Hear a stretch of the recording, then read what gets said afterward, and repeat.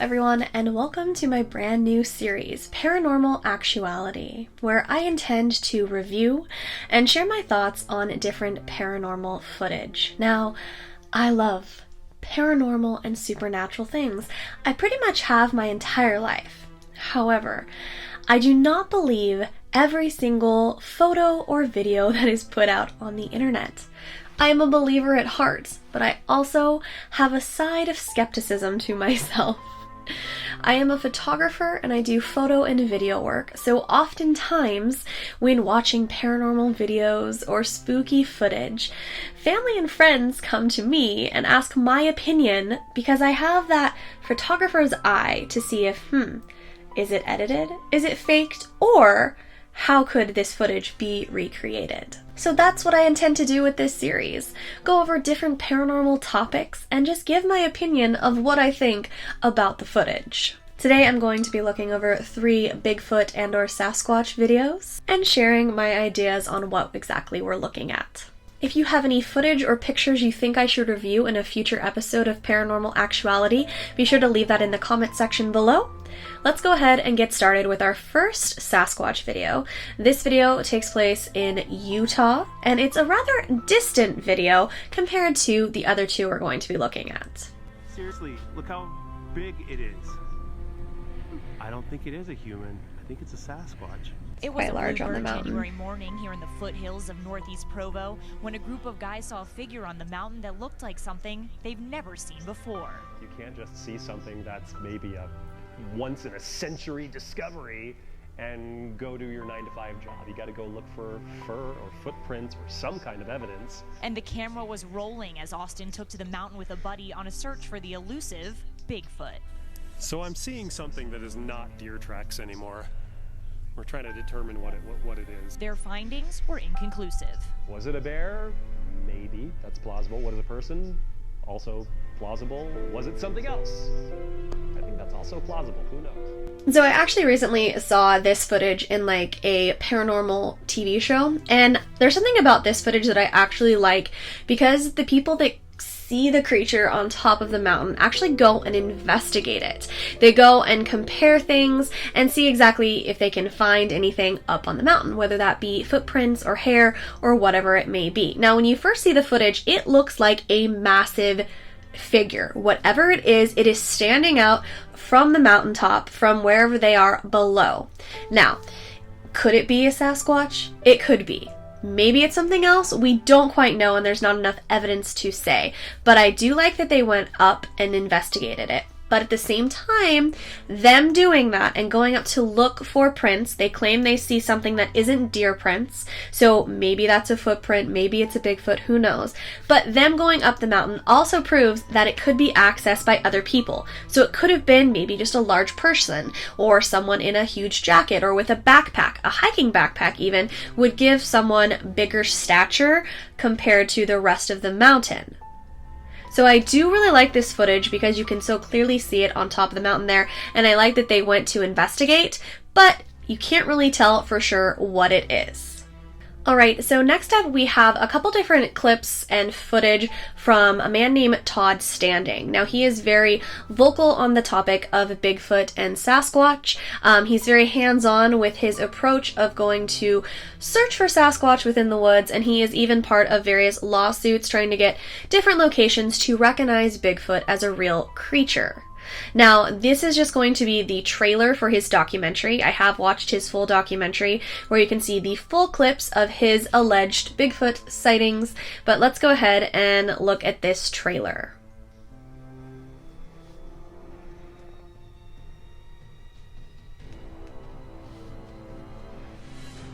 With my last bit of battery power in my camera, I was able to film these incredible images in full HD at 50 times optical zoom.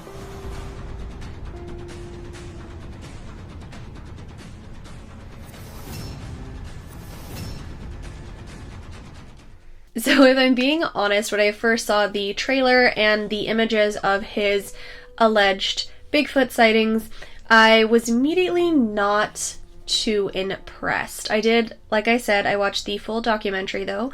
The documentary did include bits with Jeff Meldrum, who is a professor of anatomy and anthropology. I like to hear his input on things relating to Sasquatch. So I did watch the full documentary, and the footage is interesting to me. Alright, so looking at screen grabs from this trailer, let's focus on this piece of footage first. So, offhand immediately, this image doesn't look right to me. When you take in the coloring of it and the edges of the creature. Now, the fur of whatever this may be looks extremely feathered out to me. And some may suggest that that's because of the zoom or whatever camera settings you had going on. That to me is a red flag of editing. It also kind of looks like the coloring has been adjusted on this too, which is a good sign of something editing. Because it's so feathered out, it doesn't look in place to me. It kind of looks like a cartoon if you compare it to the wood or the branches in front of it. Everything looks more realistic, while the face of this creature looks more like a cartoon. So could it be digitally enhanced? Maybe. And as I said, the feathering of the creature's fur just doesn't seem to fit in with its surroundings. I like to compare things to something similar. So here's a picture of like a bear in the woods. Not saying that Bigfoot and a bear is the same thing, but this is from a distance zoomed in, and you can see that even though the top of the bear's fur is a little blurred out, it still looks like the normal organic shape of an animal. Even compared behind the leaves and the branches, you can see the distinct outline of its fur and how it fits into its surroundings. When you go back to the creature in this trailer, it's just so feathered and so blurred and blended weird, it doesn't look real to me. When you go further away, it also doesn't do much. Some of the edges kind of look cut out and feathered. That's just what I'm seeing from these two specific images of this first sighting.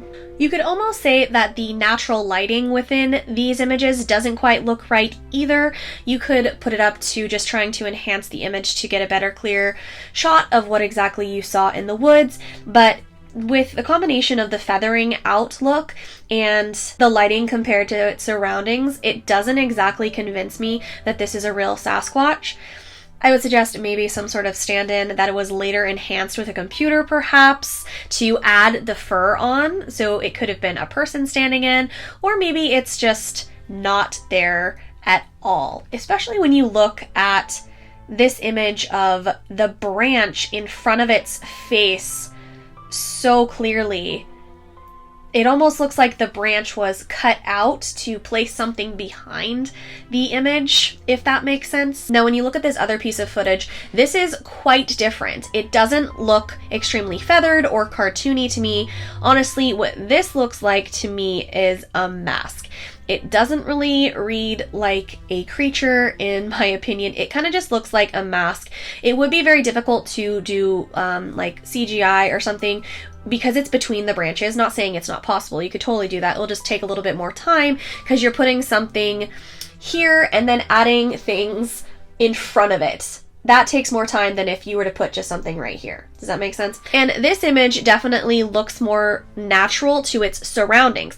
That's why I think there's actually something there in this footage. Whether that be a stand-in or a mask or whatever it may be, it looks much more natural within the foliage and the branches and the trees around it. And the camera seems to be naturally zooming in on something that was there compared to the other one that doesn't seem as natural to its surroundings to me.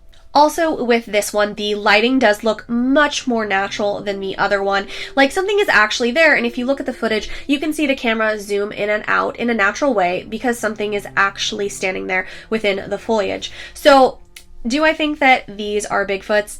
No, I do not. It just doesn't seem like convincing evidence to me, and both of these look like just two different ways to fake footage, unfortunately.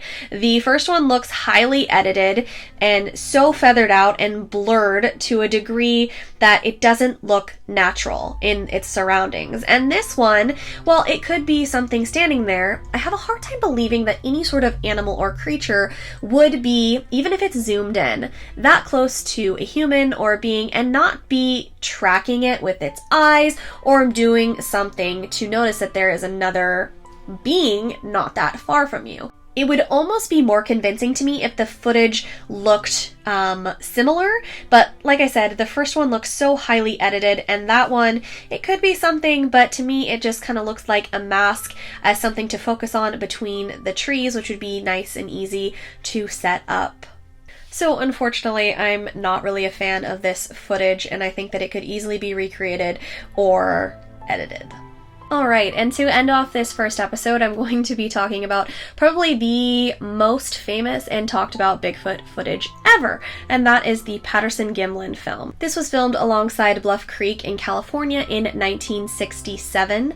Believers think that is a female Sasquatch caught on camera, and non-believers believe it is the biggest hoax within the paranormal world. Now, I'm just going to be watching a version that is on YouTube. In person, I have, however, seen a second edition copy to the Patterson film, which was pretty cool. There are also other edits of the Patterson film where it's slowed down or stabilized so you can see more what is happening, but this is closest to the original footage as possible. The footage for the Patterson film is extremely shaky. They were on horseback when they came up and then got off of the horses. So you can see something that is walking across the creek there. It's very shaky, but it also is camera footage from 1967. And there you get a better clear view of the creature as the camera is held still a little bit better. Creature looks over shoulder at them.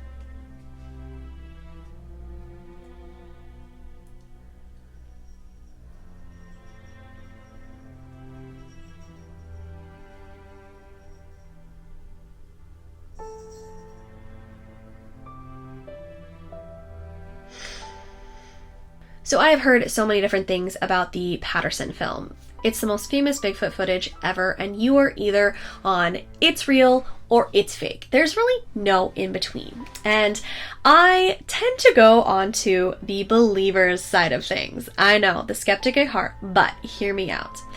A lot of people discuss the muscle movement within this creature, and would it really do that if it was a suit? Now, the logical side of my brain goes to, okay, is this a person in a suit? But then we look at the 1960s and what exactly makeup and suits looked like back then. Here's a picture from 1968 when Planet of the Apes came out. Now, this was good prosthetics for 1968, but the Patterson film came out in 67 was when it was filmed. So the difference between prosthetics, makeup, and a suit are quite different for back then. Now, maybe if the Patterson film came out today, that would be a different story. You have computer CGI, you have way better prosthetics and makeup departments, but when you compare it to Planet of the Apes that came out a year later, it's very different. If you would have seen one of these apes walking through the woods, you would have immediately known that it was just movie makeup. Now, I've seen and read various discussion on this Bigfoot being a female because of the chest area, or as I said, the muscle movement under the fur, which would not realistically happen if it was in a suit. And then I see the side of things of, wow, that's really good timing, right? Was it just the right place at the right time, or was it a setup that they rode up on their horses and see this creature walking across? The most famous image from the Patterson film is when it looks over the side, like this one here. For the logical side of my brain, as I said, I need something to compare it to.